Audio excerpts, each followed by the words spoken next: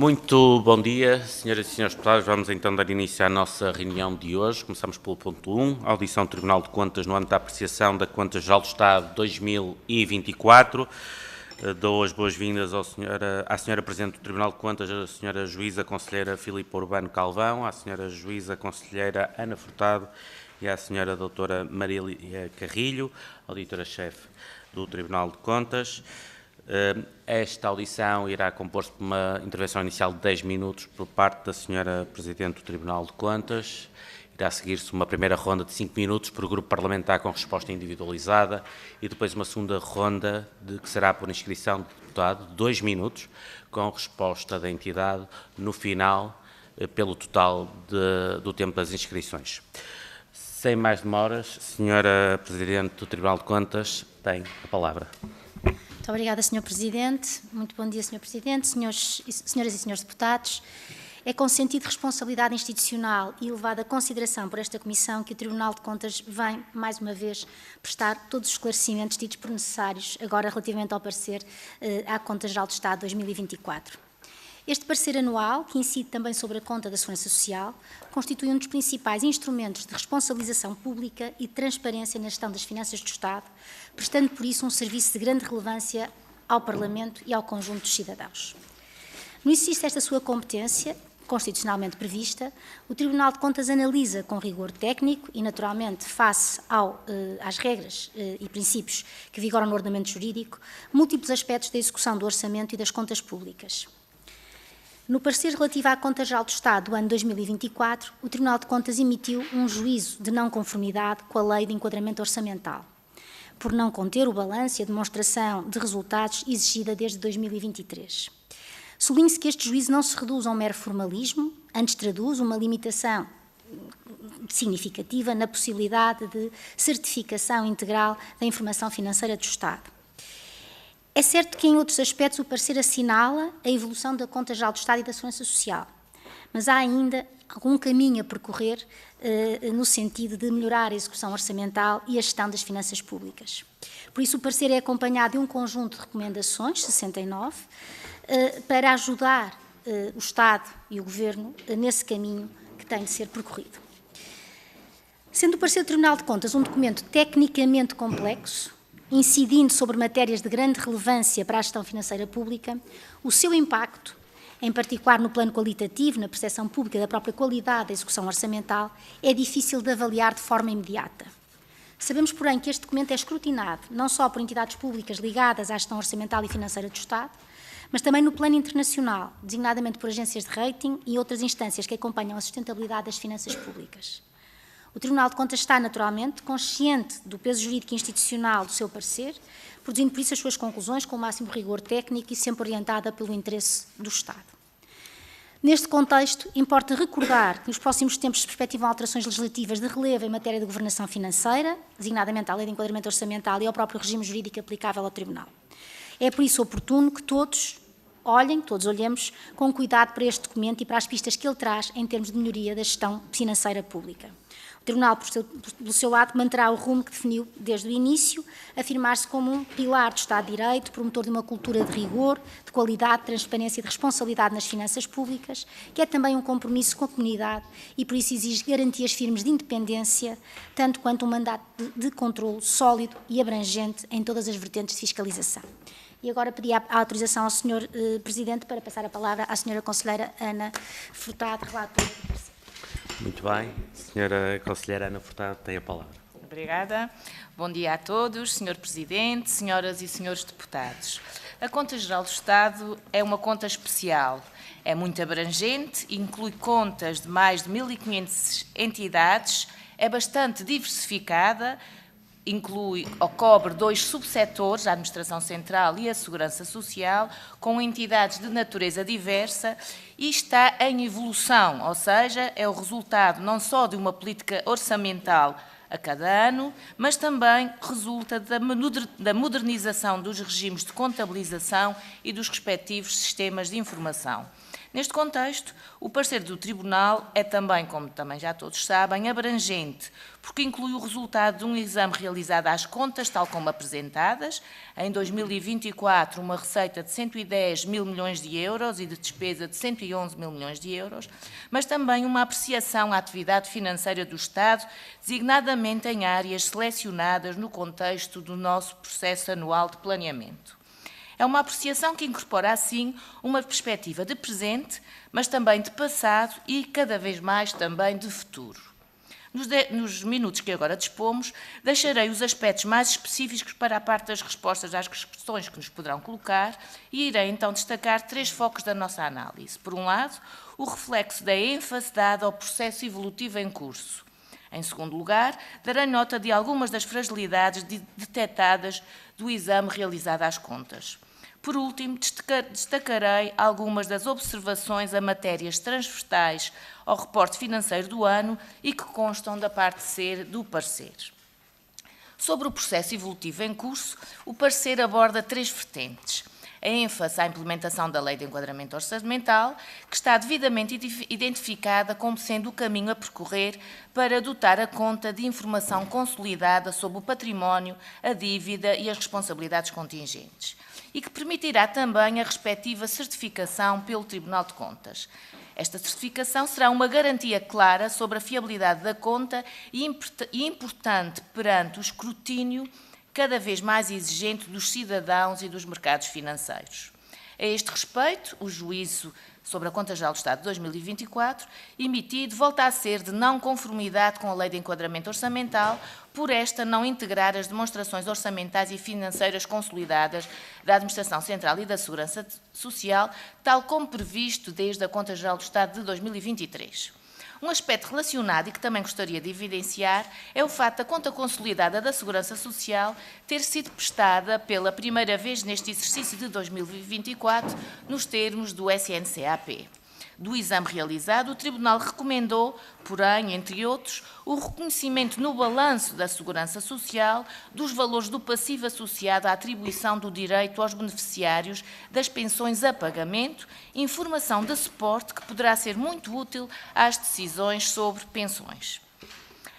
Segundo aspecto, a montante da produção da nova Conta Geral do Estado, encontram-se todos os trabalhos de implementação de reforma das finanças públicas, sobre os quais o Tribunal tem acompanhado escrupulosamente. Neste parecer, damos conta de que, do total de financiamento previsto no PRR para esta reforma, apenas 5,2% se encontra executado e identifica a falta de desenvolvimentos essenciais, designadamente ao nível dos sistemas de informação e da qualificação de recursos humanos, bem como do calendário de implementação. Por último, sobre ainda esta vertente evolutiva transmitida no nosso parecer, o quadro das novas regras de governação económica da União Europeia, que exige a revisão da Lei de Enquadramento Orçamental, tal como se encontra prevista, e neste contexto o parecer alerta para o facto de que o novo processo de supervisão multilateral envolve indicadores e agregados novos, cujos dados de suporte derivam, vejam só, da própria Conta Geral do Estado, em grande medida, e que também devem ser apreciados neste âmbito. A segunda vertente que eu gostaria de vos apresentar é a questão do exame às contas da Administração Central e da Segurança Social, tal como foram prestadas. Permitam-me destacar alguma das conclusões essencialmente refletidas no juízo emitido. Omissão na execução orçamental de 5 entidades, lacunas no processo de consolidação da conta, insuficiente especificação da receita e da despesa, inadequada classificação em ativos financeiros de operações que não são. Sobre a contabilização dos valores da Administração Central, temos pelo menos cerca de 3 mil milhões de euros de receita e 10 mil milhões de euros de despesa relativas a operações extra-orçamentais que não estão registadas nos sistemas centrais do Ministério das Finanças. Os fluxos para as regiões autónomas e para as autarquias locais também encontramos algumas fragilidades. E sobre a dívida pública, um valor que não é apresentado, um valor em termos consolidados que não se encontra apresentado na Conta Geral do Estado. O apuramento é realizado no âmbito do parecer e permite-nos assim identificar o valor de uma emissão materialmente relevante. A conta consolidada atingiu, em 2024, 257 mil milhões de euros e permite também analisarmos a sua composição. Neste contexto, deixem-me só dar conta de um trabalho que foi refletido numa das caixas do nosso parecer, onde identificámos que estão omissos da conta 77 milhões de euros relativos a certificados de aforro e de tesouro vencidos e não pagos às famílias e que acresce que o estoque da dívida inclui 1.000 milhões de euros relativas a contas de aforro com dados desatualizados ou com titulares já falecidos, dívida eventualmente prescrita ou em risco de prescrição. A este respeito, o Tribunal examinou ainda as regras do processo de conversão dos títulos dos certificados de aforro em escriturais, que ocorrerá entre 2026 e 2029, tendo concluído que, sem a flexibilização de alguns aspectos e de uma comunicação mais eficaz, poderemos ter o resgate automático de alguns dos títulos da série A e B, que deixam de contar juros a partir desta data, mesmo para titulares com conta de aforro atualizada. E eu também gostaria de dar nota que, neste contexto, o IGCP já tomou medidas que vêm ao encontro das recomendações emitidas em setembro e também dos trabalhos de interação com o próprio. Ao nível do exame às contas individuais da Segurança Social foram assinalados progressos vários, mas também a persistência de erros e omissões que estão devidamente identificados no parecer. Por último, relativamente a algumas matérias transversais que o parecer abrange, permitam-me destacar algumas conclusões. O Tribunal constatou o não apuramento da despesa fiscal para 1/3 dos benefícios fiscais, o valor dos apoios não reembolsáveis concedidos, apoios públicos, na sua maioria por 17 entidades, a mais de 300 mil beneficiários, é elevado e atingiu 5.836 milhões de euros, mais 25% do que em 2023, portanto, os apoios às entidades fora do perímetro orçamental têm vindo a crescer, foram predominantemente destinados a mitigar o impacto dos aumentos da inflação e dos preços da energia e das taxas de juros, decorrentes do choque geopolítico. Quase 1/4 da totalidade destes apoios foi dirigido a áreas do ambiente e energia, que beneficiou mais do dobro dos apoios atribuídos a outras áreas, como as da economia, da ciência, tecnologia e ensino superior.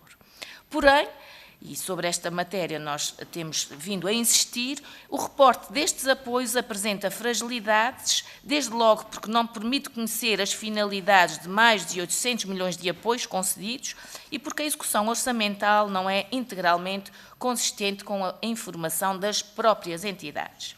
Finalmente, é de referir que neste parecer são formuladas, como a Sra. Presidente já referiu, 69 recomendações ao Governo e à Assembleia da República, sendo que 8 são recomendações novas e que terei todo o gosto de partilhar caso tenham alguma pergunta sobre elas. Muito obrigada, Sra. Presidente. Muito obrigado, Sra. Juíza Conselheira. Passamos então à primeira ronda. Grupo Parlamentar do PSD, Sr. Deputado Almiro Moreira, dispõe de até 5 minutos.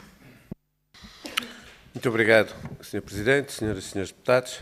Começo naturalmente por cumprimentar o Tribunal de Contas e em particular a Sra. Presidente, a Sra. Juíza Conselheira, Ana Furtado e também a Sra. Doutora Marília Carrilho e dar conta que, para nós, o parecer da Conta Geral do Estado é um documento tecnicamente exigente e rigoroso e que continua a afirmar-se como uma peça central e fundamental no escrutínio democrático e da transparência das finanças públicas e por isso saudamos o vosso parecer e dizer que a Conta Geral do Estado, que o instrumento que é claramente mais robusto do que era há uns anos atrás, e isso também é reconhecido pelo próprio Tribunal e por isso também saudamos, a evolução estrutural associada à implementação do Sistema Nacional de Contabilística da Administração Pública e o alargamento do perímetro da consolidação e a melhoria do reporte patrimonial representam um caminho, no nosso entender, consistente da modernização das contas públicas, ainda que, como o próprio parecer sublinha, é um caminho que ainda não está concluído. Pelo que eu destacaria, desde logo, 3 melhorias que nos parecem relevantes assinaladas no vosso parecer. Em primeiro lugar, a integração pela primeira vez, e aqui isto é relevante ser pela primeira vez, a integração das demonstrações orçamentais e financeiras consolidadas da Segurança Social. Como referido ainda hoje pela Sra. Juíza Conselheira, é um passo decisivo para a credibilidade da Conta Geral de Estado, enquanto um retrato global das finanças públicas. Em segundo, a melhoria da qualidade e da acessibilidade da informação, com maior detalhe explicativo, mapas consolidados, uma estrutura mais próxima do relatório do Orçamento de Estado, facilitando, por isso, a comparação entre o que foi previsto e o que é executado, portanto, que é um esforço de transparência essencial para todos nós, para decisores políticos, mas também para a população em geral. Em terceiro, importa também sublinhar a evolução positiva no acompanhamento de matérias críticas, como os pagamentos em atraso, os reportes de fluxos financeiros, a monitorização dos fundos europeus, onde, apesar das reservas e das recomendações do Tribunal, registram-se progressos significativos face a exercícios anteriores. E no plano dos resultados orçamentais, julgamos que é também importante dar nota de que as diferenças entre o que foi previsto pelo Governo do Partido Socialista e a execução já corrigida, que é diferente da que foi evidenciada na Conta Geral do Estado, porque, entretanto, existem números novos, do Governo liderado pelo Sr. Primeiro-Ministro Luís Montenegro, é substantiva e, na nossa opinião, merece destaque e evidencia claramente uma política a pensar nas pessoas. Se não vejamos, o Partido Socialista previu no seu Orçamento de Estado para 2024 um crescimento do PIB real de 1,5%. Aconteceu, na realidade, um crescimento de 2,1%, ou seja, mais 0,6 pontos percentuais que o Partido Socialista tinha previsto. Relativamente ao PIB nominal, na mesma linha, o Partido Socialista tinha previsto um crescimento de 4,4% do PIB nominal, o que realmente aconteceu com o governo do Partido Social Democrata e do CDS, um crescimento de 7,1%, ou seja, mais 2,4 pontos percentuais. Podemos dizer o mesmo no emprego, podemos dizer o mesmo na taxa de desemprego, podemos também falar das remunerações por trabalhador. O Partido Socialista previa um crescimento das remunerações por trabalhador de 5%, o Governo liderado pela AD, real, um crescimento de 7,5%, portanto, mais 2,5 pontos percentuais do que aquilo que o Partido Socialista previa. E aqui com um dado muito significativo, porque nesse período de 2024, o Governo da AD, como todos sabem, reviu mais de 20 carreiras da administração pública, o que fez com que este crescimento das remunerações não se desse à custa das remunerações no privado, mas também um contributo das administrações públicas, o que, por exemplo, não tinha acontecido em 2023. E por isso, isto tudo, podemos dizer, sem aquele impulso inflacionista que existiu em 2023, como todos nos lembramos do que aconteceu em 2023. E ainda com saldos positivos, portanto, conseguimos, o Partido Socialista previa um saldo orçamental de 0,2, o Governo da AD 0,5. Por isso, Sra. Presidente, e para terminar, Sr. Presidente, deixo-lhe duas breves questões. Do ponto de vista do Tribunal de Contas, quais considera terem sido as melhorias mais significativas introduzidas nesta Conta Geral do Estado, quando comparada com anos anteriores, e se podemos dizer que este Governo foi o que mais se empenhou em seguir as recomendações do Tribunal de Contas, uma vez que, no quadro de seguimento, podemos observar um número recorde de recomendações totalmente implementadas. Muito obrigado. Muito obrigado, Sr. Deputado. Passo a palavra à Sra. Presidente do Tribunal de Contas para responder. Sra. Juíza Conselheira. Muito bem. Então passarei a palavra à Sra. Juíza Conselheira Ana Furtado. Dispõe até 5 minutos. Obrigada, Sr. Presidente. Começarei pela última parte, o seguimento das recomendações. Portanto, o Tribunal tem um processo de avaliação de recomendações com períodos em que dá às entidades 2 anos para o seu seguimento. Também dou conta aos senhores deputados que é uma matéria em que o Tribunal tem também tentado, ou tem vindo a exercer ações com vista a relevar o seguimento que faz das recomendações emitidas, quer do parecer da Conta-Geral do Estado, quer no âmbito dos relatórios da auditoria, e nesse contexto faz exatamente por estes dias um ano em que no plenário da segunda no plenário geral foi aprovada uma resolução sobre o procedimento que o Tribunal irá aplicar, ou que aplica desde então, na questão no seguimento das recomendações, com um processo harmonizado ao nível de todo o Tribunal, com datas, com questionários bastante harmonizados para o seguimento dessas recomendações,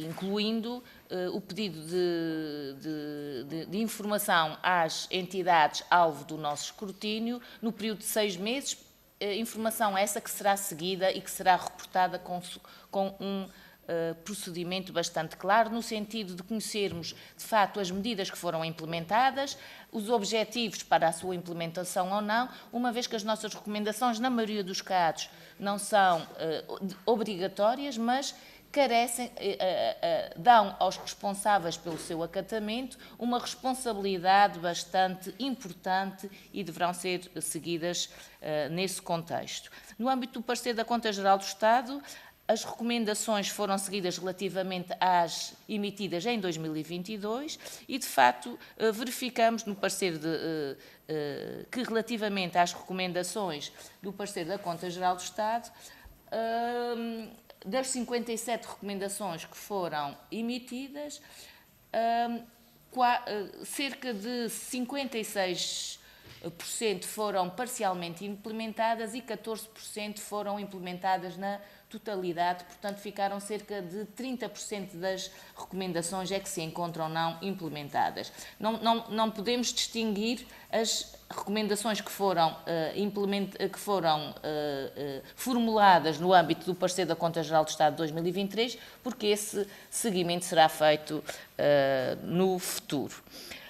Verificam-se, de facto, progressos e, portanto, desde 2022 até à conta de 2024, relativamente ao reporte da informação na conta, revisão de procedimentos, avaliação dos benefícios fiscais e, em particular, eu referia como principais progressos a implementação do SNCAP por todas as 12 entidades da Segurança Social e a apresentação da conta consolidada da Segurança Social em tempo oportuno e aplicando também este novo normativo do SNCAP. Portanto, eu diria que, em termos dos principais progressos, no que a apresentação das contas, seguindo as regras contabilísticas do SNCAP, foi na conta da Segurança Social que se verificaram os principais avanços, sendo certo que o parecer inclui também e relata as fragilidades que foram feitas nesse contexto e, designadamente, ainda há problemas ao nível do reporte das dívidas, a nível da valorização dos imóveis, a nível da apresentação de certos mapas de fluxos de caixa e de informação de gestão, que ainda não está completa, mas caminha-se nesse sentido. E, portanto, penso que aí foi um grande avanço que foi dado.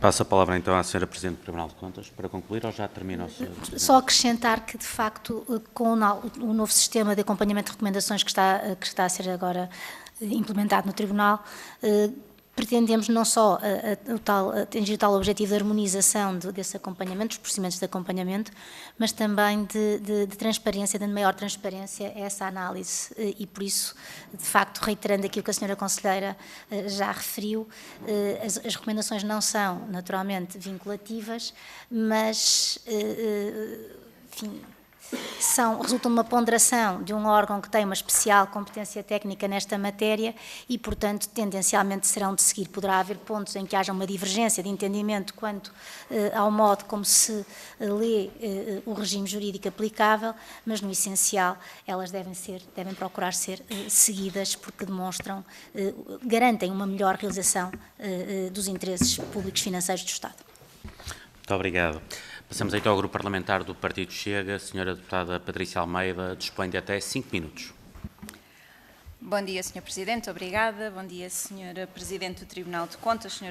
Juíza Conselheira e demais comitiva.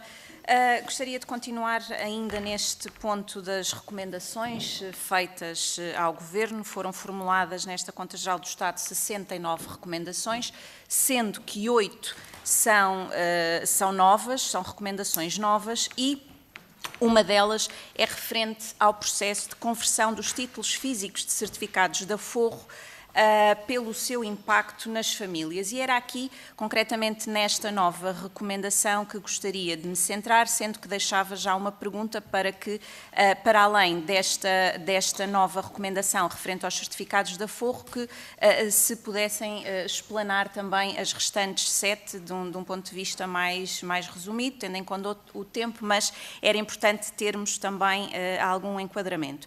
Referente à questão dos certificados de aforro, e olhando para os certificados de aforro do ponto de vista do Estado, portanto, apresentam-se como dívida direta do Estado, são instrumentos de poupança detidos maioritariamente por famílias, registados como passivo financeiro na Conta Geral do Estado e com regras próprias de vencimento, de reembolso e de prescrição. Logo, qualquer erro, omissão ou distorção no seu registro vai afetar diretamente a dívida pública e a credibilidade das contas públicas. E não podemos esquecer que a Conta Geral do Estado é a execução do Orçamento de Estado, portanto, é aquilo que está plasmado no Orçamento de Estado e, portanto, é uma prestação de contas e essa prestação de contas deverá ser o mais credível possível.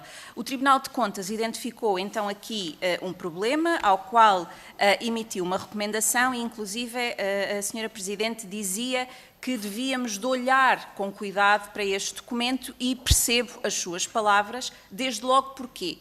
Porque existem certificados de aforro, ou pelo menos são identificados certificados de aforro vencidos e não pagos, ou seja, existem montantes elevados de certificados de aforro já vencidos que não foram reembolsados aos aforrados e que não estão devidamente refletidos ou discriminados nesta Conta Geral do Estado de 2024. Ou seja, isto significa que o Estado reconhece a dívida, mas não esclarece se esta dívida é exigível, prescrita ou se está em risco de prescrição. E isto, do ponto de vista financeiro, afigura-se preocupante por uma razão, é que distorce por completo a dívida pública. E, portanto, se temos certificados de aforro vencidos, estes continuam registados como dívida, mas não são pagos devido à sua prescrição, e então a dívida pública pode estar, eu diria, artificialmente inflacionada, ou, pelo contrário, o Estado pode estar a ocultar uma redução futura da dívida. E, em ambos os casos, as contas não refletem a realidade económica. Em ambos os casos, ou seja, e depois existe ainda uma outra questão que também me parece muito importante aqui referir, que é a questão da violação do princípio da transparência orçamental. E a lei do enquadramento orçamental exige claramente clareza, fiabilidade e imagem verdadeira das contas públicas. E aqui parece-me que é o que não está a acontecer. O Tribunal de Contas alerta assim que não é possível perceber, a partir da Conta Geral do Estado, o verdadeiro impacto destes certificados na dívida do Estado. E porque é que isto é grave do ponto de vista dos cidadãos? Porque afeta diretamente as famílias e os pequenos aforradores. Portanto, o silêncio do Estado aqui pode resultar em perda efetiva de poupanças, em enriquecimento do Estado pela prescrição destes certificados de aforro e, obviamente, uma quebra de confiança dos instrumentos de poupança pública que, pelo contrário, deviam de ser, de facto, instrumentos de grande credibilidade. Sra. Presidente, deixava desde já uma questão, se o Estado está ou não a beneficiar financeiramente da falta de informação e da prescrição de certificados de aforro e se sim temos de facto um problema ético e institucional sério que não é apenas uma falha meramente material, é uma falha material com muita relevância. E, portanto, eu perguntava se consideram aceitável que num Estado de Direito Financeiro que a redução da dívida pública possa ocorrer por prescrição silenciosa de poupança das famílias. E para terminar, Senhor e Senhora Presidente, gostava de referir o seguinte, que estamos a falar de poupança dos portugueses, de dívida pública mal explicada e de um Estado que não presta contas transparente, de acordo com a Lei de Enquadramento Orçamental, nem ao Parlamento, nem aos cidadãos. Muito obrigada. Muito obrigado, Sra. Deputada. Passo a palavra à Sra. Presidente do Tribunal de Contas para responder. Muito obrigada, Sra. Deputada. Enfim, esta é uma matéria que, na verdade, também preocupa o Tribunal de Contas, por isso o Tribunal de Contas realizou uma ação de controle específica, uma análise mais detalhada desta questão da conversão dos títulos de certificado de aforro e, portanto, é uma matéria que estamos a acompanhar e que também vai enquadrada por recomendação dirigida ao Governo e ao Estado português. Eu passaria a palavra, com a autorização do Sr. Presidente, se me autorizar, à Sra. Conselheira para, sobre este aspecto, dar explicações mais técnicas. Sra. Conselheira, tem a palavra. Obrigada, Sra. Deputada, obrigada pela questão. De facto, isto é uma matéria a qual demos bastante ênfase, digamos assim, faz parte daquelas matérias que, em sede de planeamento e tendo em conta a avaliação que fazíamos de todos estes assuntos, decidimos abordar de forma mais específica e refleti-la numa caixa, a caixa 9 do parecer. E os problemas encontrados, no fundo, refletem-se a dois níveis. Também dou conta de que estes trabalhos envolvem sempre uma grande interação com as entidades, digamos que auditadas, neste caso o IGCP, há troca de informação, há partilha de informação e, neste contexto, verificamos que, por exemplo, em termos de melhoria da comunicação a todos os aforristas, digamos assim, o IGCP, desde que começámos a interagir com eles até o momento, já fez várias ações de melhoria da comunicação com os aforradores, porque foi um dos aspectos focados, foi e relativo a estes riscos de prescrição, que serão tanto maiores quanto mais os aforradores não tiverem informados sobre as suas obrigações, digamos assim. Informação esta que muitas vezes é difícil de chegar aos cidadãos, acima de tudo, os cidadãos que têm menor acesso à informação, menor acesso às tecnologias e que geralmente são aqueles detentores dos certificados mais antigos, que são aqueles que estão aqui em causa. Isso é relativamente aqui aos riscos de prescrição, portanto serão tanto maiores quanto as ações em curso, que significam que desde o próximo ano até 2029 vai passar a haver a obrigatoriedade de alguns detentores dos certificados de aforro em papel, digamos assim, terão que os devolver para passarem a ser escriturais. E neste processo, aqueles que não o fizerem poderão ter em risco esta prescrição destes montantes que identificamos no parecer. Outra questão é a questão da não quantificação ou de 77 milhões de euros no âmbito da dívida pública, não é? Como uma parte que compõe a dívida pública. E dizemos, o que encontramos foi que os valores à guarda do IGCP, portanto o IGCP tem valores à sua guarda, os 77 milhões de euros, que resultam exatamente desta não entrega destes reembolsos aos respectivos aforradores, e que, por impossibilidade, digamos assim, e que não estão refletidos na Conta Geral do Estado. Ora, 77 milhões de euros, em termos de uma dívida pública de 257 mil milhões, é um valor materialmente pouco significativo, mas naturalmente tem a maior das importâncias, não é? E o Tribunal não pode não deixar de assinalar. Porque estes valores deveriam estar refletidos em saldo dos encargos pagáveis. E esperamos que isso aconteça na próxima Conta Geral do Estado, é para isso que aqui estamos, é para isso que os nossos trabalhos também servem e, portanto, com certeza que esta omissão será refletida nas contas futuras. Pronto, e penso que... Passa então a palavra à Sra. Presidente do Tribunal de Contas. Geraria agora o tempo e deixaria para outras perguntas o tempo que ainda nos resta. Talvez o Sr. Presidente se me autorizar. Aqui não dá. Então pronto, então paciência. Muito obrigado. Muito bem, então passemos agora para o Grupo Parlamentar do Partido Socialista. O deputado Nuno Fazenda dispõe de até 5 minutos. Muito obrigado, Sr. Presidente. Quero começar por cumprimentar a Sra. Presidente do Tribunal de Contas, a Sra. Juíza Conselheira, professora Filipe Urbano Calvão, também a Sra. Juíza Conselheira Ana Furtado e a doutora Maria Licarrilha, auditora-chefe. Bom, quero naturalmente começar por cumprimentar e saudar o trabalho do Tribunal de Contas, que desempenha um papel absolutamente essencial pela transparência, pela boa gestão dos recursos públicos e também pela legalidade. E estamos aqui hoje para avaliar a Conta Geral do Estado 2024, que é, como aqui foi dito, o principal e maior documento que retrata a situação financeira das administrações públicas. E sobre esta Conta Geral do Estado, aquilo que podemos concluir, que aqui foi dito, é pela não conformidade de Conta Geral do Estado apresentada pelo Governo, dito de outro modo, um chumbo do Tribunal de Contas à Conta Geral do Estado do Governo relativamente a 2024. E essa não conformidade decorre de várias razões. Desde logo porque não cumpre as normas da Lei de Enquadramento Orçamental, mas também por opacidade, erros e omissões, são essas as expressões que encontramos no parecer do Tribunal de Contas. E chama a atenção para vários pontos, entre os quais o PRR com sinais de alerta e preocupação.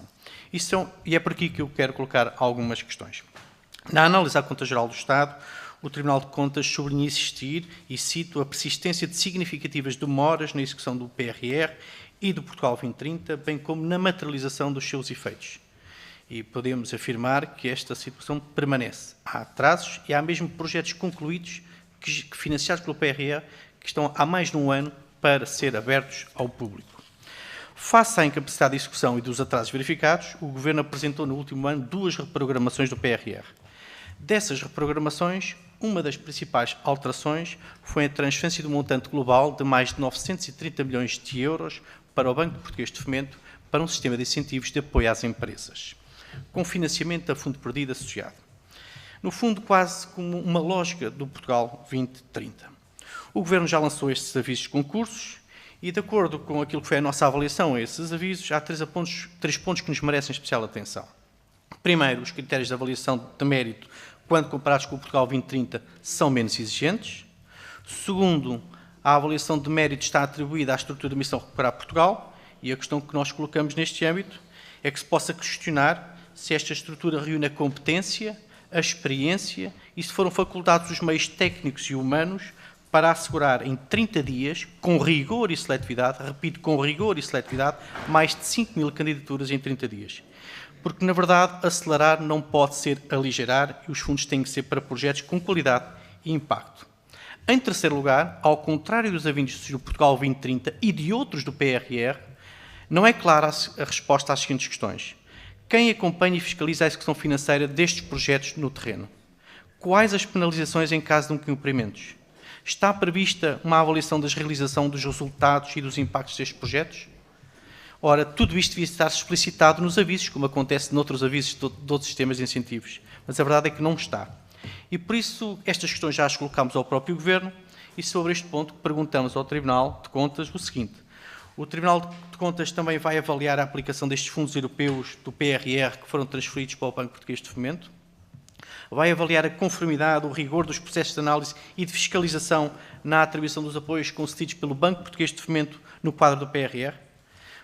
Pergunto até se haverá alguma ação de controle específico aos fundos do Banco Português de Fomento, como fizeram de resto para os certificados de aforro, porque falamos aqui de mais de 930 milhões de euros.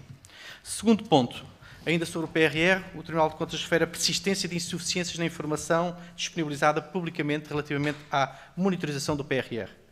E, portanto, aqui o que perguntava é se pode, por favor, concretizar quais são essas insuficiências relativamente a este ponto. Por último, sobre a saúde, que é um tema-chave para o país. O Tribunal de Contas refere o seguinte, e passo a citar, a manutenção dos pagamentos em atraso em valores elevados durante 11 meses do ano económico coloca em evidência a suborçamentação do programa Saúde. Isto tem consequências negativas, fortes condicionamentos à gestão das unidades de saúde, agravamento das condições de prestação de cuidados de saúde às populações e também o incumprimento reiterado dos prazos de pagamento, matéria que o próprio Tribunal de Contas assinala de forma clara, recordando, aliás, o Tribunal de Justiça, que fala sobre isto. Ora, estes dados são preocupantes, sobretudo conhecidos os dados que temos. Em setembro de 2024, o saldo do SNS situava-se em menos 493 milhões de euros. No período homólogo, já em 2025, o saldo é de menos 943 milhões de euros. Ou seja, não só o Governo não seguiu a recomendação do Tribunal de Contas, como agravou a situação financeira do SNS, mantendo uma lógica de suborçamentação e de correções tardias que o próprio Tribunal identifica como estruturalmente errada.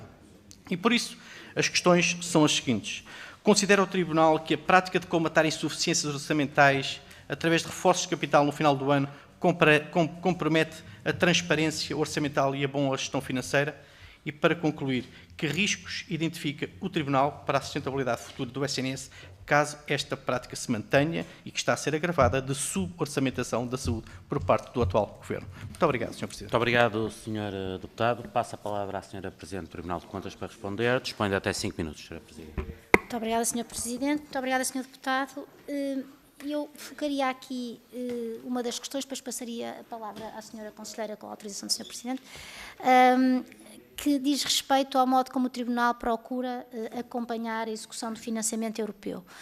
O Tribunal tem várias vertentes, digamos, na sua ação de fiscalização, vários modelos de fiscalização que se prestam a esse acompanhamento, desde logo a fiscalização prévia, que foi alterada desse ponto de vista para agilizar o processo de execução desse financiamento e, portanto, não permite uma intervenção nos modelos tradicionais da fiscalização prévia, é, portanto, um acompanhamento da execução e, portanto, permite depois fazer apuramentos de identificação de irregularidades e correção, exigência de correção dessas irregularidades.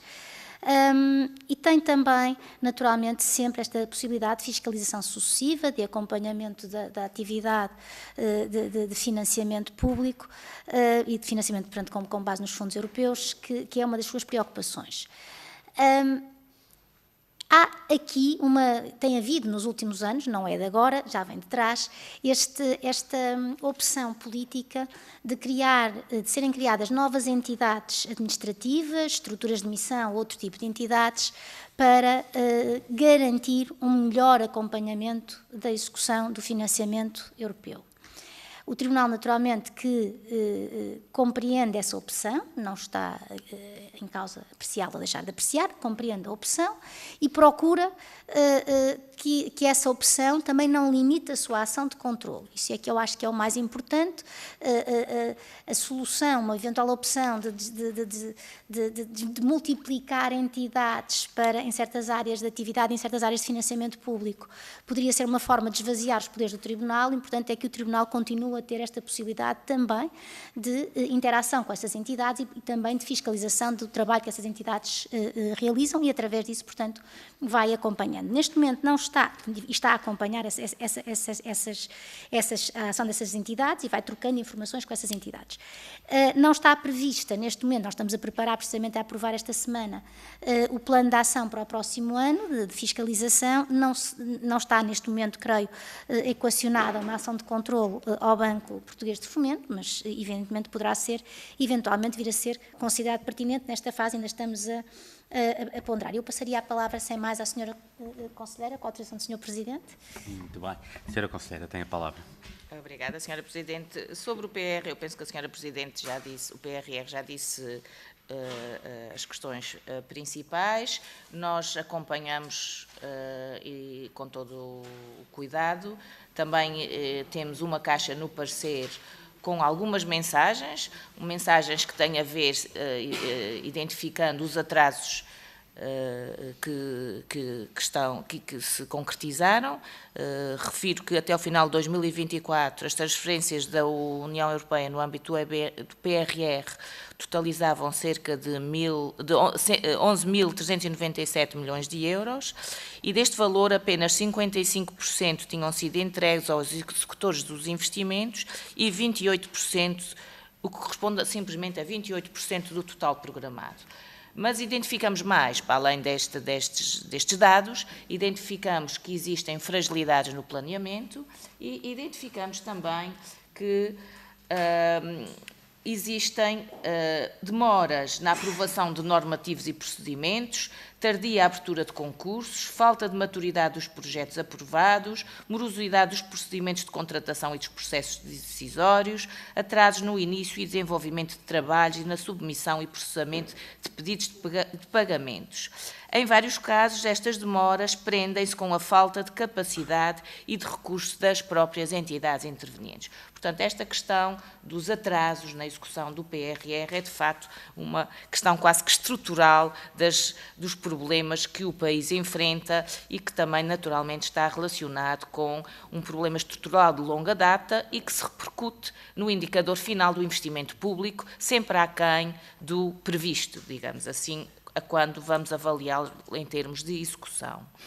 Relativamente à pergunta feita sobre os riscos de sustentabilidade do Sistema Nacional de Saúde, o parecer sobre a Conta Geral do Estado não aborda essa questão tão importante para o nosso país nessa vertente tão abrangente. De facto, identificamos que há suborçamentação, é um facto. Também identificamos que os reforços de capital em cada ano têm em conta, de facto, acorrer a essa suborçamentação, a essa previsão de despesa no Sistema Nacional de Saúde, anualmente aquém do que se verifica, aquém do executado, mas também identificamos que, para além disso, as despesas com o pessoal, por exemplo, têm vindo a crescer muito. Por exemplo, na saúde, identificamos que em 2024 as despesas cresceram 656 milhões de euros, com a contratação de novos profissionais de saúde, com o pagamento de suplementos e prémios e também com medidas relacionadas com a reorganização e funcionamento do SNS. Portanto, é uma matéria, a suborçamentação tem a ver não só com questões de orçamentação, desvios, mas também com um crescimento ano após ano, bastante elevado nas despesas do Ministério da Saúde. Muito obrigado, Sra. Conselheira Ana Furtado. Passamos então ao Grupo Parlamentar da IEL, o deputado Mário Amorim Lopes, dispõe de até 5 minutos. Muito obrigado, Sr. Presidente. Muito bom dia, Sras. Juízas Conselheiras do Tribunal de Contas e Srs.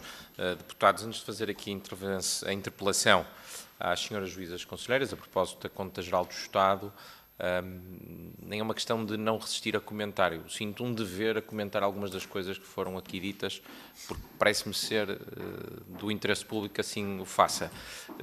Os senhores deputados do Partido Socialista afirmaram, e enfim, está atestado pela própria pronúncia do Tribunal de Contas, que a Conta Geral do Estado 2024, efetivamente, não está conforme à Lei do Enquadramento Orçamental e, como tal, foi chumbada. Ora, acontece que a Conta Geral do Estado 2023, da responsabilidade do Partido Socialista, também não. Acresce que foi o próprio Partido Socialista que em 2020 criou este instrumento e que definiu como data objetiva para o seu cumprimento 2023. Para além disto, como se isto já não fosse suficientemente, enfim, irónico, caricato, paradoxal, temos ainda a referência à dívida escondida do SNS e a não pagamento dos fornecedores. Uma prática de décadas que, aliás, recordemos, tínhamos alguma memória, motivou também a intervenção da Troika, porque havia dívida que estava fora do perímetro das administrações públicas, não aparecia em contabilidade pública, estava a ser escondida e não estava a ser paga aos fornecedores. Prática essa reiterada, aliás, durante os 8 anos do Partido Socialista. Portanto, aquilo que nós assistimos aqui foi um exemplo claro de, diz o Rotonu, diz o Partido Socialista, agora ao Governo em funções, que efetivamente não cumpriu com aquilo que são as suas obrigações, e esta é uma prática recorrente do Estado, que é não cumprir com as leis que o próprio Estado cumpre, o que nos parece absolutamente inaceitável, mas a verdade é que o Partido Socialista não tem qualquer autoridade moral ou política para o poder fazer. Portanto, assistimos aqui a um exercício de diz o roto ao nu. Posto isto, há aqui um ponto que o Tribunal de Contas levanta que nos parece extremamente importante, até porque nós, Iniciativa Liberal, já falamos diversas vezes dele, que é a questão dos certificados de aforro. Para nós, as poupanças portugueses são muito importantes. Resultam do suor, do trabalho dos portugueses. E neste momento nós temos uma situação que cerca de 1.000 milhões de euros de certificados de aforro, alguns que venceram, outros que os titulares acabaram por falecer e, portanto, não os reclamaram, estão pendentes, presos a algures, e, portanto, não lhes é dado o devido destino. Ora, isto serve às finanças públicas, porque continua acumulado em estoque de dívida, serve o Governo, porque de facto não tem que fazer o ajustamento da dívida pública, serve também o Estado à luz das instâncias internacionais, a nossa dívida pública parece melhor do que aquilo que é, só não serve aos portugueses e só não serve, sobretudo, o trabalho dos portugueses, que, enfim, depois de já ter sido tão taxado, resultou em algumas poupanças. E, portanto, nós temos de resolver esta situação, nós já apresentamos diversas iniciativas nesse sentido, uma delas estender o prazo de prorrogação, ainda assim insuficiente, nós temos também de criar aqui um mecanismo, e era isso que nós gostaríamos de ouvir a opinião do Tribunal de Contas, aqui um mecanismo que acelere este processo e torne este processo mais expedito, sobretudo no caso de titulares que já faleceram e, portanto, que a herança pode ser atribuída. Porque esta situação atual em de estar num purgatório, em que o IGCP é uma espécie de um purgatório dos certificados de aforro, é absolutamente inaceitável. Portanto, nós temos de agilizar este processo e, dado que o próprio Banco de Portugal já tem um sistema centralizado com essa informação, poderia perfeitamente haver aqui uma articulação com os sistemas do Banco de Portugal, por forma a identificar os legítimos herdeiros e fazer a atribuição da titularidade para que não se percam estes certificados de aforro que resultam, repito, do trabalho árduo, do suor, do trabalho dos portugueses. E, portanto, essas poupanças têm de ser honradas. Portanto, gostaríamos de saber qual a posição, obviamente que não tem essa responsabilidade de tomar posição sobre qual a forma de o fazer, mas imaginamos que as senhoras juízas conselheiras, dado que estudaram o tema, possam ter uma visão sobre o assunto, qual será aqui dentro do nosso enquadramento jurídico a forma mais expedita e legal também de o fazer para garantir que os certificados de aforro saem deste purgatório onde neste momento permanecem. Muito obrigado. Muito obrigado, Sr. Deputado. Passo a palavra à Sra. Presidente do Tribunal de Contas para responder. Muito obrigada, Sr. Deputado. Voltando à CNAL, como aqui já foi referido pela Sra. Conselheira Ana Furtado, o Tribunal fez um conjunto de recomendações no parecer, o próprio IGCP tem feito um esforço para melhorar a comunicação com os titulares, com os aforradores, com os titulares destes certificados e em relação concretamente, enfim, naqueles casos em que já estamos a falar de aforradores falecidos e, portanto, de heranças, também tem a recomendação e de valores eventualmente prescritos, tem aqui também uma recomendação dirigida naturalmente ao Ministro das Finanças, mas também para articular com a entidade competente uma forma de garantir que se possa recuperar, digamos, que se possa de algum modo assegurar o apuramento desses valores e, portanto, ainda procurar salvar esse investimento das famílias. Creio que essa é, enfim, uma preocupação do Estado. O Estado, naturalmente, faz uma gestão rigorosa das suas finanças públicas, ou procura fazer uma gestão rigorosa das suas finanças públicas, mas não pode deixar desprotegidos, sobretudo aqueles que estão menos informados, que têm mais dificuldade de aceder à informação e, portanto, como referiram os senhores deputados, estamos a falar de poupanças de trabalhadores, das famílias portuguesas e, portanto, devem ser aqui encontradas formas de acautelar essas poupanças. E, seguramente, que essas recomendações que o Tribunal fez serão acolhidas, continuarão a ser acolhidas e procurar-se-á resolver esse problema e o Tribunal vai continuar a acompanhar esse processo para poder também dar a transparência necessária a esse processo. Muito obrigado, Sra. Presidente. Passa a Sra. Juíza Conselheira, não pretende acrescentar mais. Muito obrigado. Passamos então ao Grupo Parlamentar do Partido Livre. Sra. Deputada Patrícia Gonçalves dispõe de até 5 minutos. Muito obrigada, Sr. Presidente. Cumprimento a mesa e o Tribunal de Contas e agradeço o trabalho que desenvolve, que é essencial para a qualidade da nossa democracia. Gostaria de começar com uma constatação simples. No debate orçamental discutimos longamente aquilo que o Governo promete fazer, mas dedicamos muito menos atenção àquilo que o Governo efetivamente fez. O Orçamento de Estado mobiliza semanas de debate político, a Conta Geral do Estado confronta promessas com a realidade, continua a ser tratada como um exercício técnico quase secundário. E isso é um problema democrático, porque é precisamente na Conta Geral do Estado que podemos avaliar a coerência entre a decisão política, a execução orçamental e resultados concretos. Entrando no essencial do parecer, o Tribunal voltou a emitir um juízo de não conformidade com a Lei do Enquadramento Orçamental devido à ausência de demonstrações consolidadas da Administração Central e da Segurança Social, o que impossibilitou mais uma vez a certificação da conta. Quando esta situação se repete ano após ano, que aqui já foi referido, deixa de ser um problema técnico e passa a ser um problema estrutural de governação financeira e de respeito pelo Parlamento. E por isso pergunto ao Tribunal que impacto entendem que este incumprimento reiterado tem na capacidade desta Assembleia exercer plenamente o seu poder de escrutínio sobre as finanças públicas. Depois, o Governo insiste num discurso de consolidação orçamental, mas o Tribunal de Contas alerta para os riscos que raramente entram nesse discurso. A dívida pública consolidada ainda muito elevada, os volumes significativos a refinanciar entre 2026 e 2028, omissões relevantes como a dívida de serviços e fundos autónomos e, sobretudo, um volume muito significativo de garantias públicas fora do perímetro orçamental, sem análise adequada do respectivo risco. Na perspectiva do LIVRE, a questão é simples. Não estaremos a transferir riscos muito reais para o futuro sem o devido escrutínio no presente?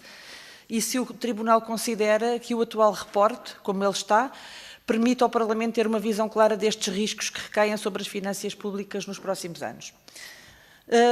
Depois, no Serviço Nacional de Saúde, o Tribunal confirma aquilo que tem sido amplamente identificado: suborçamentação crónica, desequilíbrios financeiros recorrentes e necessidade sistemática de injeções extraordinárias de capital. E esta prática vai além do SNS enquanto setor e afeta a credibilidade financeira do Estado. E pergunto ao Tribunal se entende que esta suborçamentação recorrente cria riscos adicionais, financeiros e reputacionais, nomeadamente na mental portuguesa. Depois, relativamente ao PRR, o parecer do Tribunal de Contas aponta atrasos persistentes, fragilidades no sistema de controlo e problemas de fiabilidade da informação pública, sendo que apenas uma fração dos montados recebidos chegou efetivamente à economia real. Aqui estamos também perante um problema de confiança dos cidadãos, do Parlamento e das instituições europeias. Pergunta assim ao Tribunal se considera que estas fragilidades colocam em risco não apenas o cumprimento dos prazos do PRR, mas também a credibilidade do modelo de governação adotado para o programa. Por fim, os benefícios fiscais, que o Tribunal volta a identificar como uma das áreas mais problemáticas da Conta Geral do Estado, com a ausência de quantificação da despesa associada, falhas de controlo e quase inexistência de avaliação do impacto económico e social. Para o LIVRE, esta não é de todo uma questão técnica menor, mas é uma opção política profunda. Os benefícios fiscais funcionam como despesa pública indireta, mas sem escrutínio democrático equivalente. E recordo que entre 2020 e 2022, fundos de investimento imobiliário geraram cerca de 1,7 mil milhões de euros em rendimentos, pagando apenas 27 milhões de euros em impostos. Um regime que o Tribunal classificou como excessivamente favorável, ineficaz e socialmente injusto. Gostaria de saber se entendem que benefícios desta natureza são compatíveis com os princípios da equidade fiscal, boa gestão financeira pública e controle democrático. E também, se sem uma quantificação completa da despesa fiscal, se a Conta Geral do Estado pode alguma vez cumprir plenamente a sua função. Concluo com uma nota final. Se o orçamento tende a funcionar como uma narrativa política, a Conta Geral do Estado é o momento da verdade. E levar a sério os alertas do Tribunal de Contas é essencial para reforçar a credibilidade das instituições e a qualidade da governação democrática, no nosso entender. Muito obrigada. Muito obrigado, Sra. Deputada. Passo a palavra então à Sra. Presidente do Tribunal de Contas. Dispõe de até 5 minutos. Muito obrigada, Sr. Presidente. Muito obrigada, Sra. Deputada. São muitas questões para 5 minutos. Vamos aqui procurar selecionar aquelas que ainda não tenham aqui sido objeto de específica apreciação na resposta a às questões que aqui têm sido vindo a ser colocadas.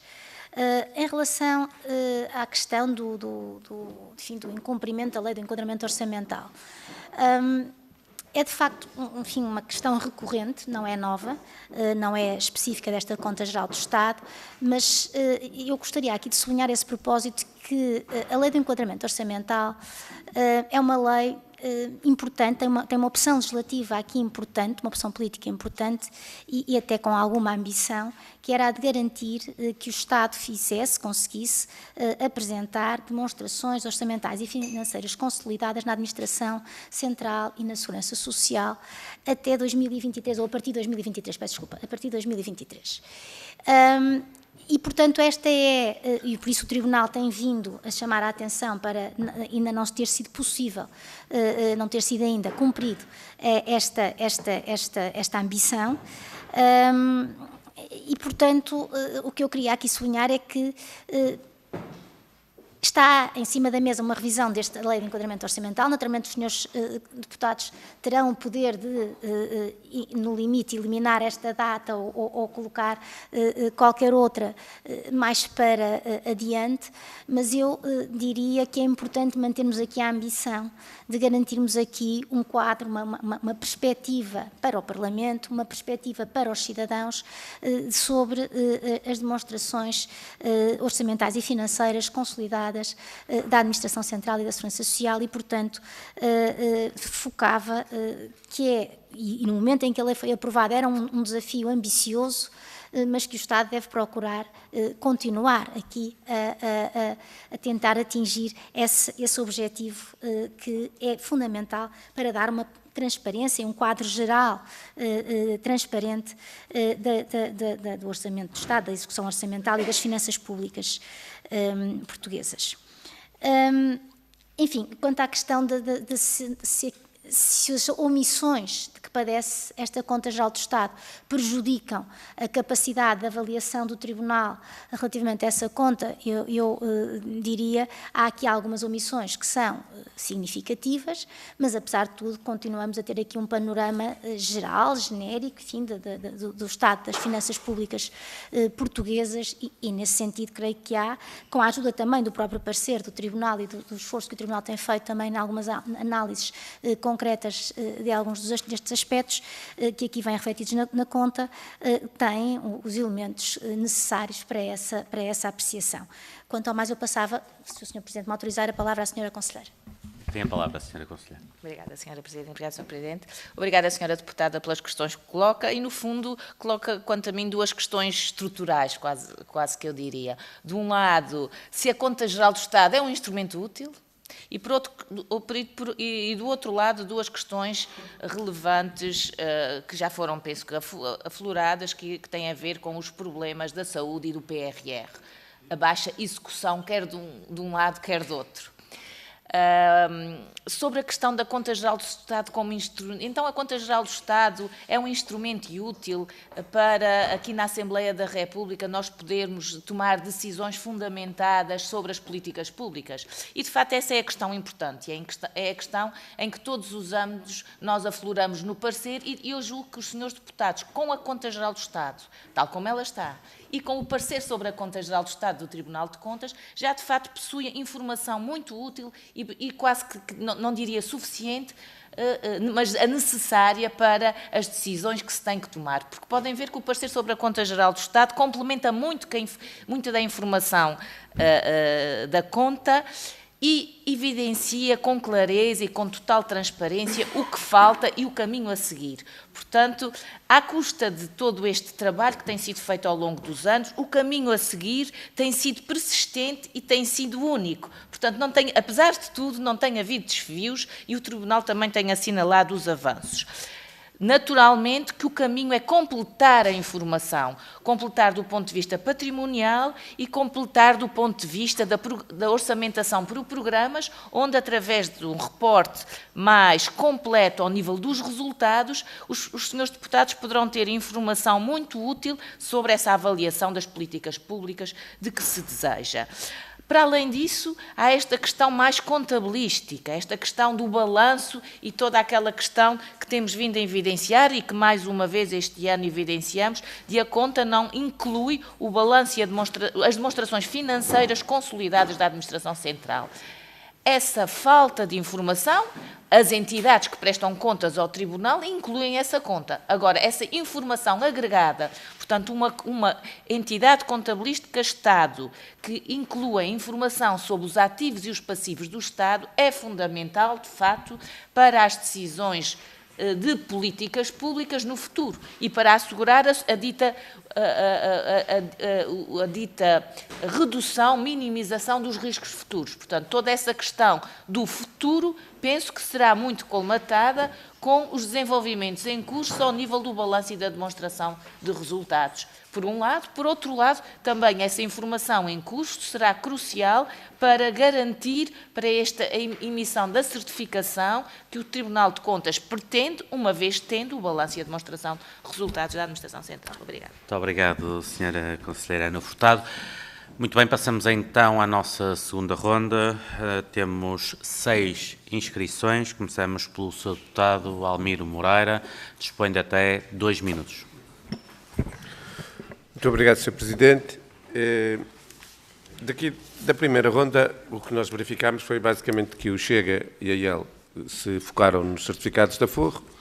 O Partido Socialista era PRR, PRR, PRR, sob a ornamentação da saúde, e todos evitaram aquilo que nos parece que é óbvio e que é um dos objetivos maiores da Conta Geral do Estado, que é a comparação entre o previsto e o orçamentado. Entre o previsto e o executado. E do Partido Socialista sabemos bem porque terá fugido a esse tema, porque todas as previsões que o Partido Socialista fez em 2024 foram largamente superadas pelo Governo da AD e claramente é um assunto que não interessa falar.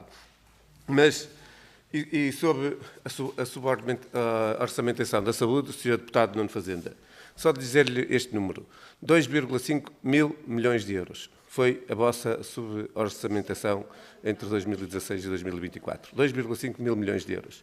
E depois vocês também têm que se decidir, porque um dia dizem que nós vamos cortar em aquisições, nós, o Governo, em aquisições e bens e serviços, e no dia a seguir estão-nos a acusar de suborçamentação. Por isso, a vossa incoerência vocês respondem a si próprios com estas incoerências. E uma pergunta para a Sra. Presidente sobre os certificados de aforro.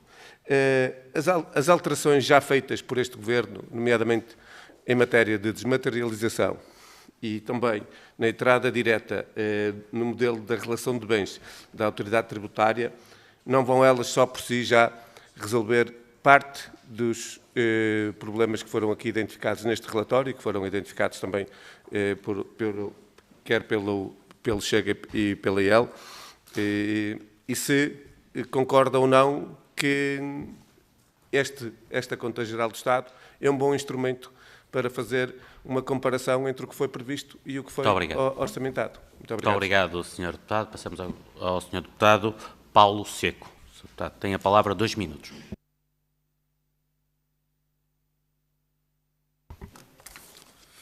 Sr. Presidente, senhores membros do Tribunal de Contas, senhoras e senhores deputados, o Partido Chega olha para este parecer sobre a Conta Geral do Estado de 2024 com profunda preocupação, para não dizer revolta, visto que com tantas distorções financeiras dificilmente conseguiremos ter aquilo que os vários governos têm dito de contas certas. Não há comparabilidade possível. O Tribunal de Contas emite um juízo de não conformidade com reservas graves que expõem a confusão das finanças públicas deixadas pelo anterior Governo Socialista, que, pelo que parece, hoje, nesta audição, sofre de uma grande amnésia. Mas vamos a dados concretos. Vemos um saldo negativo de 601 milhões de euros, uma dívida pública consolidada que estoura para mais de 257 mil milhões de euros, um aumento de 8 mil milhões de euros face a 2023 e riscos iminentes no refinanciamento de 65 mil milhões entre 2026 e 2028. E é isto que os portugueses querem saber. O resto são balelas. A despesa disparou mais de 10 mil milhões, 4 vezes mais que o aumento da receita, com gastos excessivos em pensões, pessoal e bens, enquanto a habitação só atingiu 2/3 do previsto, deixando famílias sem teto. Na Segurança Social, o balanço consolidado é uma ilusão. sem incluir o passivo das pensões, subvalorizando a verdadeira posição financeira. E o que dizer das omissões? Receitas subvalorizadas em mais de 1.000 milhões de euros na cobrança coerciva, deduções indevidas à receita fiscal, ausência de inventário do património imobiliário e uma consolidação incompleta que ignora fluxos entre entidades. Para nós, todos os valores são relevantes. O SES reforça isso, desvios macroeconómicos, execução orçamental falhada e uma conta geral do Estado que não cumpre a lei de enquadramento orçamental. Isto não é gestão, é negligência que hipoteca o futuro de todos os portugueses. É isto que os portugueses precisam de saber. Apesar de alguns processos no SNCAP, e na inventariação, 49 recomendações de anos anteriores permanecem por implementar. Fica a pergunta muito rápida. Considerando que o balanço consolidado da Segurança Social sobrevaloriza o património versus capital em cerca de 4 mil milhões, devido à ausência de um procedimento de consolidação adequado e omite o reconhecimento do passivo associado aos direitos dos beneficiários das pensões e pagamento, violando os princípios do SNCAP e prejudicando a imagem fiel da posição financeira, não é manifesto que os governos anteriores recorreram à contabilidade criativa para mascarar a real insustentabilidade do sistema. Muito obrigado. Quando é que o Tribunal vai além das reservas e ênfase, recomendando processos judiciais obrigado, por violação da lei do enquadramento orçamental? Muito obrigado, Sr. Deputado. Passo a palavra ao Sr. Deputado Nuno Fazenda. Muito obrigado, Sr. Presidente. Bom, nós vimos aqui que haveria, por parte do Grupo Parlamentar do PSD, uma desvalorização do tema do PRR, mas esse é um tema mesmo muito importante e por isso nós insistimos. E insistimos porque, de facto, há uma baixa execução do PRR, há atrasos e há riscos. E não é só o Tribunal de Contas que o diz, é a Comissão Nacional de Acompanhamento que o disse, aliás, que no último ano mais do que duplicou o número de investimentos em estado crítico. E essas apreciações são acompanhadas por outras entidades. E o Tribunal de Contas é muito explícito, aliás, nas várias considerações que aqui já foram referidas sobre os riscos e os atrasos no PRR. Mas convém dizer que nestas reprogramações o que nós podemos estar é perante um mascarar da realidade para assegurar que se está a cumprir o PRR. Porque as últimas reprogramações o que fizeram foi remover mais de 60 marcos e metas e de transferir montantes e eliminar projetos, já agora nestas reprogramações sem ouvir absolutamente ninguém. Foram reprogramações feitas à porta fechada, e isto é também factual, ao contrário do que tinha sido feito no passado, que foram processos abertos e com grande envolvimento, e que nessas reprogramações há aqui um facto importante. Mais de 930 milhões de euros são transferidos para o Banco Português de Fomento e tem que ser assegurado o escrutínio e a fiscalização da forma como isso vai ser aplicado. E por isso mesmo nós questionamos, e aí tomamos boa nota, da ponderação de ser criada uma ação específica para controle da aplicação dos fundos europeus no âmbito do Banco Português de Fomento, porque o Tribunal de Contas não está diminuído de todo nas suas atribuições e este é um tema muito importante e que os portugueses querem seguramente ter a certeza que os fundos são bem aplicados com seletividade e com rigor. Muito obrigado, Sr. Presidente. Muito obrigado, Sr. Deputado. Passo a palavra ao Sr. Deputado João Ribeiro. Obrigado, Sr. Presidente. Cumprimento a si, senhoras e senhores deputados, Sra. Presidente do Tribunal de Contas e respectiva delegação. Obrigado pelos esclarecimentos que já nos prestou. E o Chega não tem só, Sr. Deputado Almir Moreira, o Chega não tem só uma preocupação, tem várias, mas preocupa especialmente com o bolso dos portugueses. E este Orçamento de Estado, que é o Orçamento de Estado, ou melhor, esta Conta Geral do Estado, que analisa o Orçamento de Estado muito peculiar, que é o Orçamento de Estado do PS, executado em parte pelo PSD, que também não deixa de ser caricato, e a sua não conformidade reiterada levanta-nos uma questão, e aqui só na questão da forma e não do conteúdo, que é o que é que a Assembleia da República pode fazer de forma a que esta não conformidade reiterada se elimine. Por exemplo, nas empresas, o que acontece quando uma empresa não tem as suas contas verificadas, há multas pesadas e tem que ser corrigido. Será que a Assembleia da República tem que legislar, na opinião do Tribunal de Contas, no sentido de haver uma penalização por não ser cumprido esta conformidade das contas? Será que é esse o caminho que temos a percorrer e os responsáveis políticos serem chamados à responsabilidade por não terem contas que são em conformidade? E outra questão ainda ainda bem que passamos muito tempo no Orçamento de Estado, mais de um mês, focados na elaboração desse Orçamento de Estado e no escrutínio desse Orçamento de Estado. Será que a Conta Geral do Estado não devia também ela ter dedicar algum tempo, não mais do que passamos aqui uma semana, no fundo, a discuti-la, se calhar não devia ter uma análise mais elaborada e mais aprofundada do que tem e dar um valor mais... Porque é assim que acontece nas empresas, dá-se muito mais valor às contas apresentadas do que ao orçamento que é apresentado. Será que também não seria esse o caminho? Ou seja, tornar o Estado, de certa forma, como uma grande empresa e não como uma, desculpe-me a sinceridade, uma mercearia mal orientada. Obrigado. Muito obrigado, Sr. Deputado. Passo a palavra ao Sr. Deputado Carlos Pereira. Muito obrigado, Sr. Presidente, Sra. Presidente do Tribunal de Contas, Sra. Juíza Conselheira. Muito obrigado pelas explicações que já deram até agora. Eu irei me concentrar em, primeiro, uma nota prévia sobre a insistência um bocadinho paradoxal dos deputados da AD, neste caso dos deputados do PSD, em terem quase falta de vergonha, permitam-me dizer aqui, de vangloriar-se do crescimento económico de 2,1%, 1,9% revisto para 2,1%. É verdadeiramente uma falta de vergonha, Sr. Deputado. E é uma falta de vergonha porque os senhores têm memória, com certeza, e alguns dos senhores estiveram nos parlamentos anteriores em que se discutiram orçamentos, capacidade de crescimento da economia, etc. E eu ouvi sistematicamente e permanentemente da vossa voz uma ideia que era 2% é um crescimento anémico e, portanto, é absolutamente inacreditável como é que é possível ter um crescimento de 2%. É precisamente o crescimento que os senhores estão a ter, é aqueles que prevêem para 2025, é o que vão prever para 2026 e nunca vão chegar à magia dos 3% que os senhores tanto falam. E, portanto, é uma fantasia a vossa política pública e é inacreditável que os senhores tenham a ousadia de fazer isso, até por uma outra razão.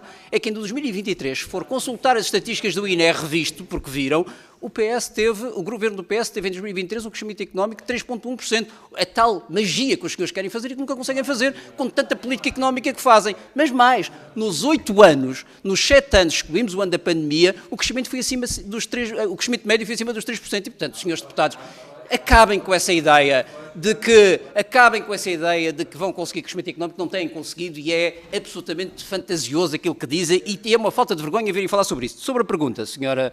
Presidente do Tribunal de Contas, sobre a pergunta tem a ver precisamente com a questão da execução. Os senhores ficam muito preocupados que falemos da execução. É verdade, os senhores, no que diz respeito ao investimento público, é uma desgraça. E o Tribunal de Contas alerta precisamente sobre essa matéria, nomeadamente no que diz respeito ao PRR, que é menos 1.535 milhões de euros que ficaram por executar, e menos 2,6 mil milhões de euros que ficaram por executar no investimento público. E, portanto, nós estamos perante um problema sério que persiste, porque em 2025, até outubro, o comportamento do investimento público também, em termos de execução, é 55% do que estava previsto, que é ainda menor do que era em 2024. Em 2024 já foi mau. E, portanto, a pergunta que eu queria colocar é uma pergunta muito séria, que é se nós estamos perante um modelo de consolidação das contas, basicamente, baseadas num investimento que é permanentemente adiado, porque, na prática, as contas acabam por estar certas porque se adia investimento e não se garante crescimento sustentável da economia. Muito obrigado. Muito obrigado, Sr. Deputado. E passamos à última intervenção da segunda ronda. Srs. Deputados, isto não é um debate. Vamos continuar. Sr. Deputado Miguel Costa Matos tem a palavra. Dispõe de até 2 minutos. Muito obrigado, Sr. Presidente, senhoras e senhores deputados, e cumprimentar as senhoras juízas do Tribunal de Contas. E a primeira coisa que nos oferece dizer é que, como se percebia já há muitos anos, a certificação das contas não é um objetivo fácil. É um objetivo que tem que ser insistentemente perseguido por vários governos e, mais do que pelos governos, pela administração pública e as várias entidades de gestão orçamental. É bom ver os progressos, mas é de se registar que os progressos não vêm de um dia para o outro. E, portanto, aqueles que diziam que os anteriores governos eram uns malvados porque eram incapazes de conseguir concretizar, de facto agora vêm-se abraços com essa dificuldade. Ainda bem que estamos todos juntos nesse objetivo. A segunda coisa que interessa dizer é que, de facto, é importante analisarmos esta matéria das previsões. Porque a Lei de Enquadramento Orçamental tem um princípio da prudência. E é por isso que é importante recordar que neste Orçamento do Estado 2024, como noutros, o Tribunal de Contas, os grupos parlamentares que na altura eram da oposição, alertavam para o otimismo das projeções macroeconómicas e para os riscos descendentes dos cenários orçamentais. Mas era, na verdade, infundado. Aliás, o Sr. Deputado Almino Monteiro vem agora vangloriar-se da economia ter tido um comportamento melhor do que as previsões.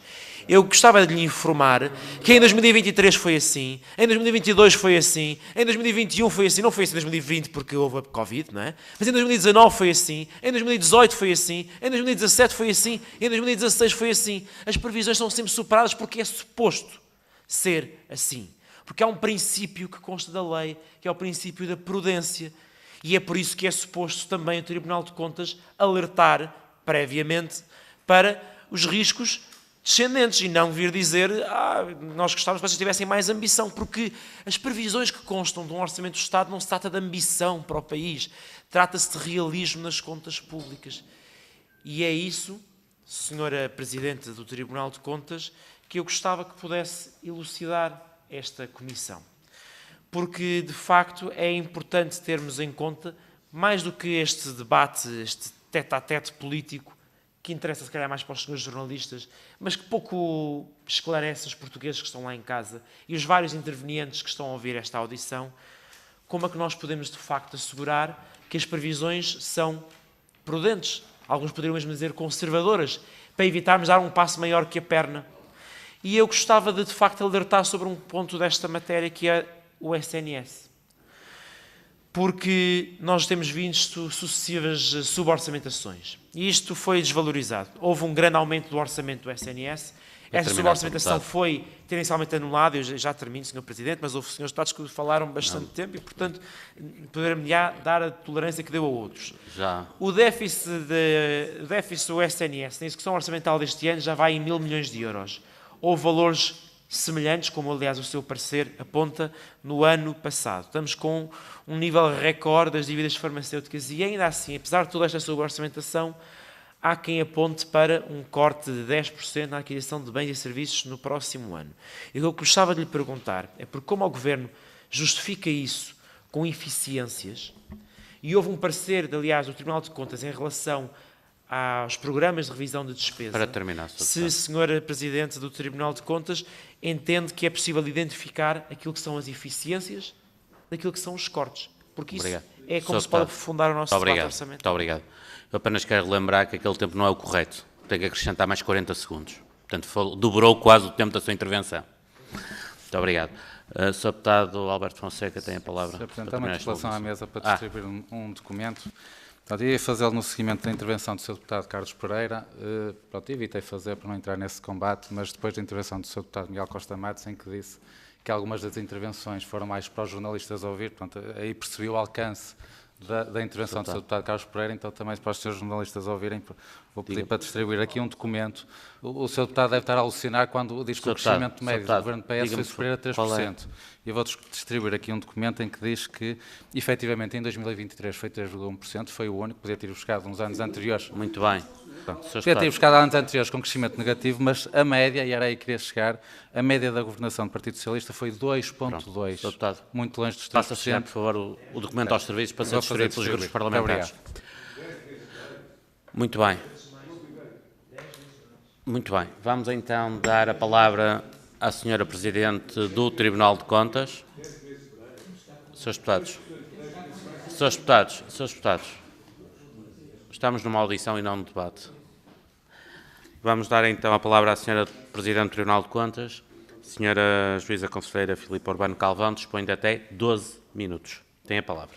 Muito obrigada, Sr. Presidente. Muito obrigada, Srs. Deputados, pelas questões colocadas.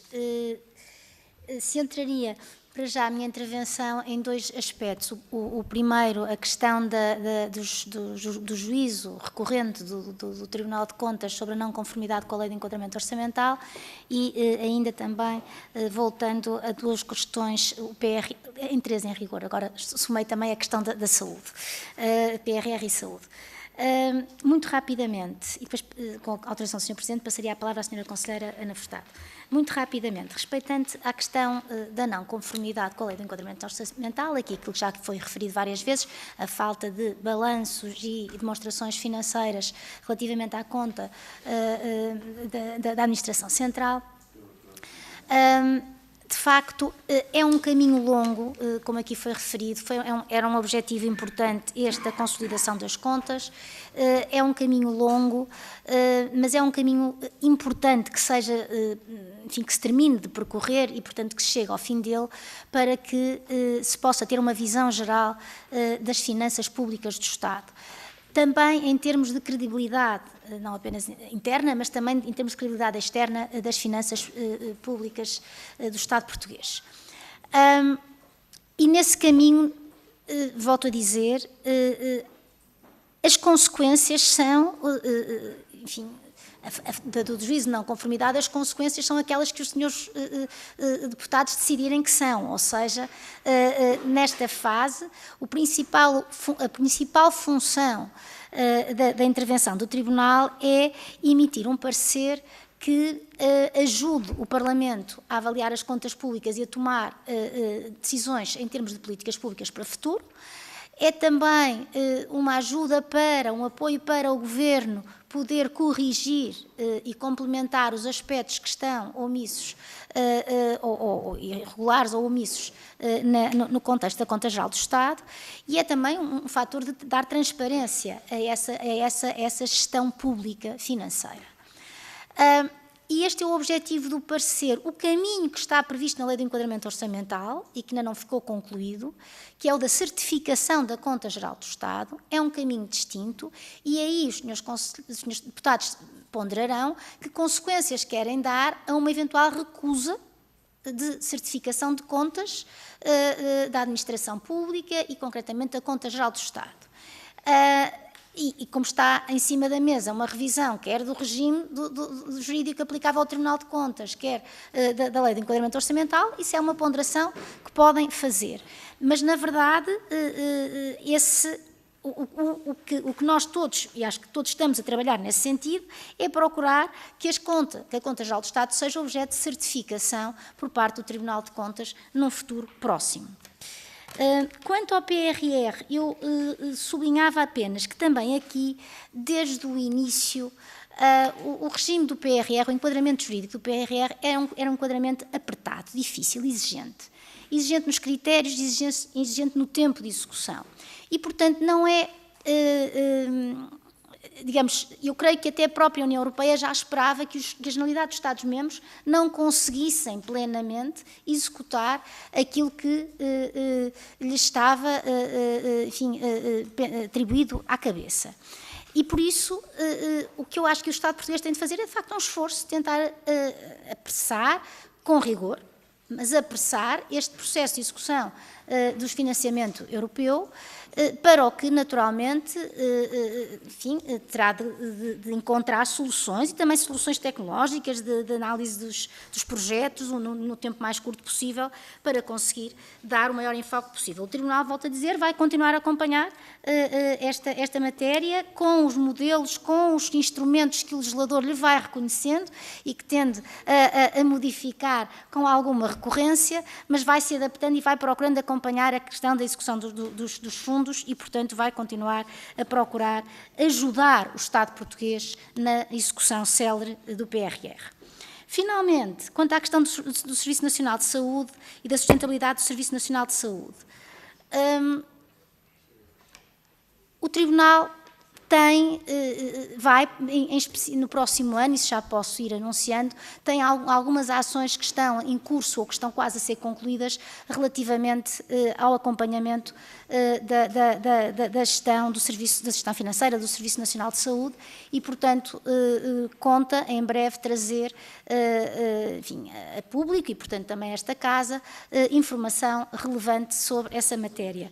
De todo modo, sabemos que é uma matéria que tem estado, é uma área em que tem estado em crise, em que há, de facto, recorrente revisão da despesa e, por isso, terá uma intervenção atenta ao longo do próximo ano sobre estas matérias. E passaria com isto a palavra à Sra. Conselheira Ana Furtado, com a autorização do Sr. Presidente.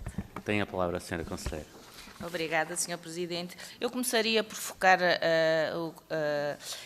a questão de como é que o debate em torno da Conta Geral do Estado pode ser alavancado face, e principalmente se compararmos com o debate em termos do Orçamento de Estado. E, de facto, eu acho que pode ser alavancado e deve ser alavancado porque o modelo atual não permite aos senhores deputados retirar a importância que estas análises e que estas fundamentações têm para as decisões de política pública. Não existe uma data definida para a aprovação da Conta Geral do Estado, não existe um processo definido de interação com o Tribunal de Contas e com todas as entidades que produzem relatórios e pareceres sobre a Conta Geral do Estado. Existe mais do que uma entidade a produzir relatórios e pareceres sobre a Conta Geral do Estado e, por vezes, os trabalhos podem não ser devidamente eficientes, digamos assim, poder haver alguma falta de focos e, portanto, eu acho que há aqui uma margem, um caminho a dar para, tal como em termos da produção da Conta Geral do Estado, também em termos do debate à roda da Conta Geral do Estado, para melhorar e para maximizar os resultados dos trabalhos que já são feitos em termos da Conta Geral do Estado e a forma como esses trabalhos podem ser transmitidos e pelos vários stakeholders, digamos assim. Relativamente aos desvios, à questão dos desvios que aqui foram colocadas, eu julgo que o parecer é bastante elucidativo de que a redução do déficit, face à previsão, resultou exclusivamente de uma subexecução da despesa, uma vez que a receita teve também uma execução abaixo do previsto no Orçamento de Estado. E a análise que é feita, se permitem-me que eu indique os gráficos, em particular os gráficos 1, 2, 3 e 4, é uma análise que é feita ao longo de um horizonte temporal relativamente alargado, que nos permite identificar que, de facto, os desvios se verificam ao longo de todos os anos, mediante um padrão em que os desvios positivos e os desvios negativos se mantêm sempre com os mesmos sinais, digamos assim, e, de facto, é preocupante o desvio relativamente a algumas rubricas em particulares, que já foram aqui citadas. Refiro-me à questão do investimento. 2024, o desvio entre o investimento previsto e executado atingiu os valores superiores a todos os anos anteriores, mas refiro-me também relativamente à questão das outras despesas correntes, onde os desvios são bastante elevados. Em termos de finanças públicas, chama a atenção para que este ano também o desvio relativamente à previsão da receita foi negativo, portanto, tivemos uma execução abaixo do previsto e, portanto, o que elucida que a margem de manobra das finanças públicas se mantém baixa e, portanto, toda a cautela em termos da gestão das finanças públicas deve ser salvaguardada e, portanto, devemos também, cada vez mais, avançar por uma análise da qualidade da despesa, inclusivamente não só atrasos nos investimentos públicos, mas também a qualidade das respectivas despesas de investimento deve ser abordada e nós, em termos do Tribunal de Contas, continuaremos a dar o máximo de importância e também em termos do instrumento em cima da mesa da revisão de despesa, penso-me que é um bom instrumento, ainda foi, em termos da Conta Geral do Estado, ainda foi bastante limitado, portanto, o processo de revisão de despesa apresentado em sede da Conta Geral do Estado foi limitado, prevê-se nos próximos anos que seja alargado a outras rúbricas e, portanto, continuaremos a acompanhar com detalhe. Obrigada, Sr. Presidente. Muito obrigado, Sra. Juíza Conselheira. Muito bem, damos então por terminada esta audição. Resta-me agradecer à Sra. Presidente do Tribunal de Contas, Juíza Conselheira Filipe Urbano Calvão, à Sra. Juíza Conselheira Ana Furtado e à Sra. Doutora Marília Carrilho, Auditora-Chefe, os esclarecimentos prestados no âmbito da apreciação da Conta Geral do Estado de 2024. Srs. Deputados, às 11h30 temos outra audição. Muito obrigado.